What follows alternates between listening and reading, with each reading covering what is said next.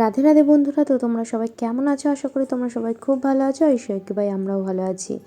তোমাদের দাদাভাই বাড়ি আসতে না আসতেই বলছে যে শীতকাল চলে যাচ্ছে, কী ব্যাপার এবার তো আর পাটিসাপটা পিঠে বা কোনো পিঠেই বানালে না। তো আমি বললাম যে তুমি ছিলে না, তার জন্যই বানাইনি, তুমি এসেছো, এবার দেখো ঠিক বানিয়ে খাওয়াবো। তাই শুরু করে দিলাম আজকে বড়বাবুর আবদারে পাটিসাপটা পিঠে বানানো শুরু। তো চলো পুরো ভিডিওটা কন্টিনিউ করো। এই যে দেখো, আমি এতগুলো পাটিসাপটা পিঠা ভেজেছি। এই যে এখনো এখানে আছে এতগুলো, আর মাত্র দুটোই হবে, কারণ দুটোই নারকেলের পুর আছে, তার জন্য। এই যে আমি এতগুলো পাটিসাপটা পিঠা ভেজেছি, আর এখানে আছে হচ্ছে এই যে তেলে ভাজা পিঠা। এটা অল্প কটা ভেজেছি, পাটিসাপটাই বেশি ভেজেছি। দেখি এবার এটা বানাই।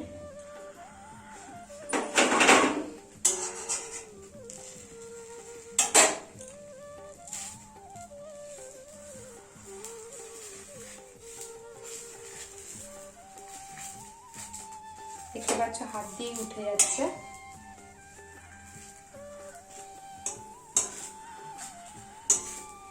তো আজকে রাতে আমি কিন্তু পাটিসাপটা পিঠে বানাচ্ছি, তার জন্য আর কোনো ব্লগ দিতে পারলাম না আজকে।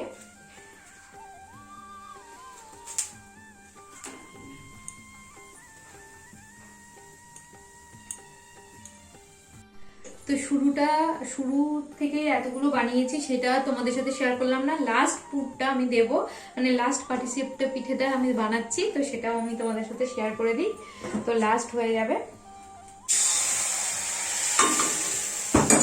আমি এটা ঠেকে দিয়ে দেবো।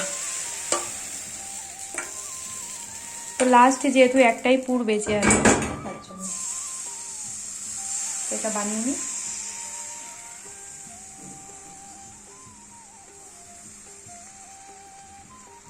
তো এই যে এইটুকুই রয়েছে, তো লাস্টেরটা এই অল্পই হলো নারকেলের পুরটা। যাই হোক, কত সুন্দর উঠে যাচ্ছে। তো এটা আমার দিদা আমাকে শিখিয়েছিল, তো আজকে দিদার কথা খুব মনে পড়ছে। তো পাটিসাপটা পিঠে বলো আর তেলে ভাজা পিঠে বলো, সবটাই আমার দিদা আমাকে শিখিয়েছে, গাজরের হালুয়া থেকে আরম্ভ করে। তো দিদার কাছ থেকে আমি এটা অন্তত শিখেছি। তো এই যে দেখো, পিঠে ভাজা কমপ্লিট হয়ে গেছে।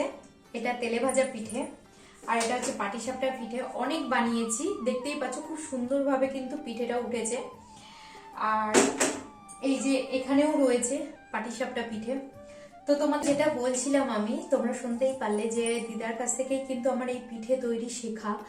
আর পিঠে তৈরি, তেলে ভাজা পিঠে থেকে পাটিসাপটা পিঠে থেকে আরম্ভ করে গাজরের হালুয়া, মাশরুম রান্না, পেঁপে আলুর তরকারি, কুমড়ো আলুর তরকারি, মানে কি না কি বলবো, কোনটা ছেড়ে কোনটা, বেশিরভাগ রান্নাই কিন্তু আমার দিদার থেকে শেখা। আর বাদবাকি রান্না কিন্তু আমি মোটামুটি ইউটিউব থেকে বা আমার মাকে ফোন করে করে শুনে আমি রান্নাটা করি। যাই হোক, দিদা আমার খুব কাছের একজন মানুষ, খুব কাছের বলতে গেলে। কারণ ছোটবেলায় যখন আমার মন খারাপ হতো, তখন কিন্তু আমি দিদা বাড়িতেই ছুটে চলে যেতাম। আর ওখানে গেলে আমার একটা আলাদা শান্তি আমি অনুভব করতে পারতাম। সত্যি দিদার কাছে গেলে একটা আলাদা শান্তি অনুভব করতাম।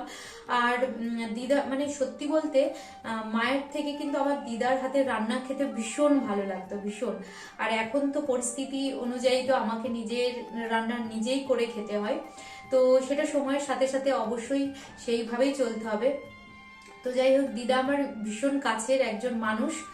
আর আজকে আমি যখন পিঠেটা ভাজছিলাম না, তখন আমি প্রতিবারই, মানে এই আজকে বলে নয়, আগের বারে যখন শীতকালে আমি পিঠে ভেজেছিলাম, বা প্রতি শীতকালেই তো আমি পিঠেটা ভাজি।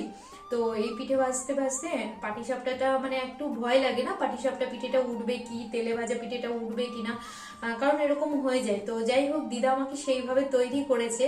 আর মানে আজকেও আমি দিদার কথাটা মনে করেই আমি পিঠেটা ভাজছি। আর দিদা কথাটা মনে করছি যে দিদা থাকলে ঠিক আমাকে পিঠে ভাজে মানে ভালোভাবে হয়ে যেত।